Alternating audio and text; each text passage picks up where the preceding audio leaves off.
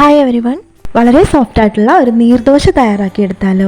തലേ ദിവസം അരി കുതിർക്കുകയോ അരയ്ക്കുകയോ ഒന്നും വേണ്ട. അരിപ്പൊടി കൊണ്ട് തന്നെ 5-10 മിനിറ്റൊക്കെ കൊണ്ട് വളരെ പെട്ടെന്ന് തന്നെ തയ്യാറാക്കിയെടുക്കാൻ പറ്റുന്ന ഒരു ബ്രേക്ക്ഫാസ്റ്റ് റെസിപ്പിയാണിത്. വളരെയധികം സോഫ്റ്റുമാണ്, വളരെ ടേസ്റ്റി ആയിട്ടുള്ളതാണിത്.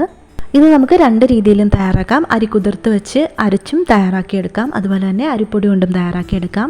ഞാനിപ്പോൾ ഇത് അരിപ്പൊടി കൊണ്ട് എങ്ങനെയാണ് ചെയ്തെടുക്കുന്നത് എന്നാണ് കാണിക്കുന്നത്. ഇത്രയും സോഫ്റ്റായിട്ടും തിന്നായിട്ടും ഒക്കെ വരും കേട്ടോ. അതിന് വേണ്ടിയിട്ട് തമീമി എന്ന് പറയുന്ന ബ്രാൻഡിൻ്റെ അരിപ്പൊടിയാണ് കേട്ടോ ഞാൻ എടുത്തിട്ടുള്ളത്. ഈ തമീമി എന്ന് പറയുന്ന ബ്രാൻഡിൻ്റെ അരിപ്പൊടി മാത്രമല്ല, റവയും അതുപോലെ തന്നെ ഒരുപാട് ഐറ്റംസും വരുന്നുണ്ട്. ഇതൊരു പെയ്ഡ് പ്രൊമോഷനൊന്നും അല്ല. ഞാനിപ്പോൾ ഒരുപാട് വട്ടം യൂസ് ചെയ്തിട്ട് പേഴ്സണലി എനിക്ക് ഇഷ്ടമായതുകൊണ്ട് ഞാൻ വീഡിയോയിൽ കാണിച്ചു തന്നേ ഉള്ളൂ കേട്ടോ. ഇനി ഒരു മിക്സിയുടെ ജാറിലേക്ക് 2 കപ്പോളം അരിപ്പൊടി ചേർത്ത് കൊടുക്കണം. വറുത്ത അരിപ്പൊടി കൊണ്ട് നമ്മൾ തയ്യാറാക്കി എടുക്കുമ്പോൾ ഇത് വളരെ പെട്ടെന്ന് തന്നെ തയ്യാറാക്കി എടുക്കാൻ പറ്റും കേട്ടോ. ഇനി ഇതിലേക്ക് ഒരു 1/2 കപ്പോളം തേങ്ങ ചേർത്ത് കൊടുക്കാം. തേങ്ങ തന്നെ ചേർക്കണമെന്നില്ല, തേങ്ങാപ്പാലായാലും മതി. കോക്കനട്ട് മിൽക്ക് പൗഡർ ഉണ്ടെങ്കിൽ അത് ചേർത്താലും നല്ല ടേസ്റ്റിയാണ് കേട്ടോ. ഞാനിതാ ഇതിലേക്കിപ്പോൾ ഒരു 1/2 കപ്പോളം തേങ്ങയാണ് ചേർത്ത് കൊടുക്കുന്നത്. അതുപോലെ തന്നെ ഡെസിക്കേറ്റഡ് കോക്കനട്ട് വേണമെങ്കിലും ഇതിന് വേണ്ടിയിട്ട് യൂസ് ചെയ്യാം കേട്ടോ. നമ്മുടെ കയ്യിൽ എന്താണോ ഉള്ളത് അത് ചേർത്ത് കൊടുക്കാം.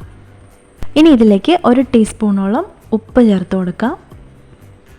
2 ടീസ്പൂണോളം പഞ്ചസാര കൂടെ ചേർക്കേണ്ടതായിട്ടുണ്ട്. ഇനി ഇതിലേക്ക് നമ്മൾ നേരത്തെ ചേർത്ത മാവിൻ്റെ അതേ അളവിൽ 2 കപ്പോളം വെള്ളം തന്നെ ചേർത്ത് കൊടുക്കണം. നോർമലായിട്ടുള്ള വാട്ടർ തന്നെ ചേർത്ത് കൊടുത്താൽ മതിയാവും. ഇനി മിക്സിയുടെ ജാറടച്ച് ഒരു സ്മൂത്ത് പേസ്റ്റായിട്ട് അരച്ചെടുക്കണം.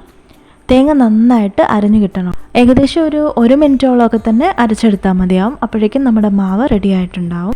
ഗീ റോസ്റ്റൊക്കെ പോലെ വളരെ തിന്നായിട്ട് പരത്തിയെടുക്കുന്നൊരു ദോശയാണിത്. അതുകൊണ്ട് തന്നെ നല്ല രീതിയിൽ മാവ് അരഞ്ഞിട്ടുണ്ടെന്ന് ഉറപ്പ് വരുത്തണം കേട്ടോ. തേങ്ങ നന്നായിട്ട് അരഞ്ഞു കിട്ടണം. ഞാനിതാ ഇപ്പോൾ അരച്ചെടുത്തിട്ടുണ്ട്. തേങ്ങയൊക്കെ നന്നായിട്ട് തന്നെ അരഞ്ഞു കിട്ടിയിട്ടുണ്ട്.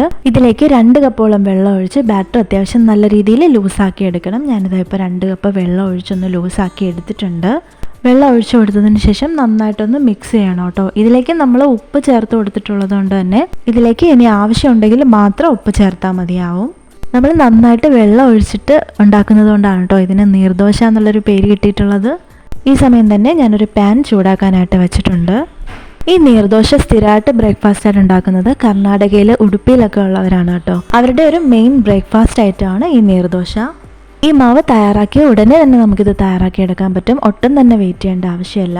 ഈ ദോശമാവ് ഒഴിക്കുന്ന സമയത്ത് ഫ്ലെയിം മീഡിയം ടു ഹൈ ആക്കി വെക്കാൻ വേണ്ടിയിട്ട് ഒന്ന് ശ്രദ്ധിക്കണം. എങ്കിൽ മാത്രമേ നമുക്ക് ഈ കറക്റ്റ് ദോശയുടെ ആ ഒരു പരുവത്തിൽ കിട്ടുകയുള്ളൂ. നെറ്റ് പോലെ ഇങ്ങനെ ഉണ്ടാവും. ഈ മാവ് കോരി ഒഴിച്ച ഉടൻ തന്നെ വളരെ പെട്ടെന്ന് തന്നെ ഒന്ന് ചുറ്റിച്ചൂടെടുക്കണം. വളരെ പെട്ടെന്ന് തന്നെ ഇത് തയ്യാറായി കിട്ടും.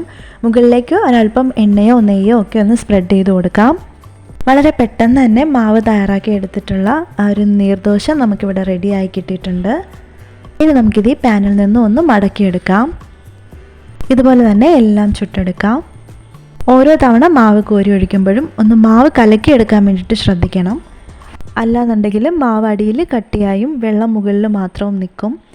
അതൊഴിവാക്കാൻ വേണ്ടിയിട്ടാണ് ഓരോ തവണയും മാവ് കോരി ഒഴിക്കുമ്പോൾ മിക്സ് ചെയ്തെടുക്കാൻ വേണ്ടിയിട്ട് പറയുന്നത്. ഈസി ആയിട്ടും ടേസ്റ്റി ആയിട്ടും തയ്യാറാക്കിയെടുക്കാൻ പറ്റുന്ന ഈ നീർദോശ ഇതുവരെ ട്രൈ ചെയ്ത് നോക്കിയിട്ടില്ലാത്തവരുണ്ടെങ്കിൽ ഒരു വട്ടമെങ്കിലും ഒന്ന് ട്രൈ ചെയ്ത് നോക്കണം കേട്ടോ. ഇതുപോലെയുള്ള ഒരുപാട് ബ്രേക്ക്ഫാസ്റ്റ് റെസിപ്പീസ് എൻ്റെ ചാനലിൽ അപ്ലോഡ് ചെയ്തിട്ടുണ്ട്. റെസിപ്പി ഇഷ്ടമായിട്ടുണ്ടെങ്കിൽ ചാനൽ ലൈക്ക് ചെയ്യാനും ഷെയർ ചെയ്യാനും കമൻറ്റ് ചെയ്യാനും അതുപോലെ തന്നെ സബ്സ്ക്രൈബ് ചെയ്തൊന്ന് സപ്പോർട്ട് ചെയ്യാനും മറക്കണ്ട കേട്ടോ. ഇനിയും സിമ്പിളായിട്ടുള്ള ഒരുപാട് ബ്രേക്ക്ഫാസ്റ്റ് റെസിപ്പീസൊക്കെ എൻ്റെ ചാനലിൽ അപ്ലോഡ് ചെയ്യുന്നതായിരിക്കും. നെക്സ്റ്റ് വീഡിയോ ആയിട്ട് വരുന്നത് വരയ്ക്കും thank you for watching and stay tune my channel.